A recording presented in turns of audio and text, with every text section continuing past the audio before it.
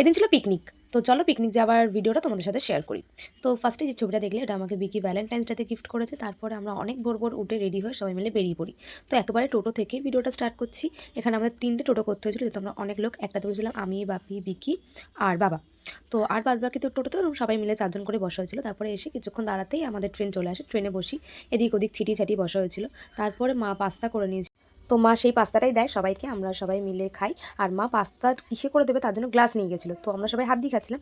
এদিকে আমার ভাইদের কাজ দেখো, ওরা গ্লাসে ঠিক যেমনভাবে জল খায় ওইভাবে খাচ্ছে। তারপরে যেহেতু অনেক ভোর ভোর ওঠা হয়েছিল, ওদের ঘুম পাচ্ছিল, সবাই মানে আমার ঘাড়ের উপর এক একজন ভর করে শুয়েছিল। আর সেদিনকে গাইজ এত কুয়াশা ছিল, আমি তো মনে হয় এই বছরে প্রথম এত কুয়াশা দেখলাম। অবশ্যই আমি অত সকাল সকাল লুটিও না, তোর জন্য বাইরে বেরানোও হয় না। তো সেদিনকে যেহেতু পিকনিক ছিল বেরিয়েছিলাম, তো দেখলাম। আর এদিকে বিকির হয়েছিল রাগ, তো ওর জন্য, আর ওর রাগ হলে ও ক্যামেরার সামনে একদম আসতে চায় না, জানি না কেন, মনে হয় ক্যামেরাতে অ্যালার্জি আছে। তো আমরা নেমে, আর এদিকে আমার যে ভাই বোন দেখছো, ওরা আমার সাথে থাকলে আমার হয়তো কাউকেই লাগে না। আর আমাদের, কারণ আমাদের ভাই বোনদের মধ্যে বন্ডিংটা একদম অন্যরকম। মানে বন্ধু বান্ধব অত তো প্রয়োজন হয়ও না। তো এই দিয়ে গল্প করতে করতে দেখতেই পাচ্ছ আমরা চলে এসেছি। তো পরের নেক্সট ভিডিওতে দেখাবো তোমাদের আমরা ওখানে কি কি করেছি। আর এই যাবার আগে না একটা সাবস্ক্রাইব করে দিয়ে যাবে, ঠিক আছে? তোমাদেরকে বলা হয় না বলে তোমরা করোও না। তো চলো, টাটা, বাই।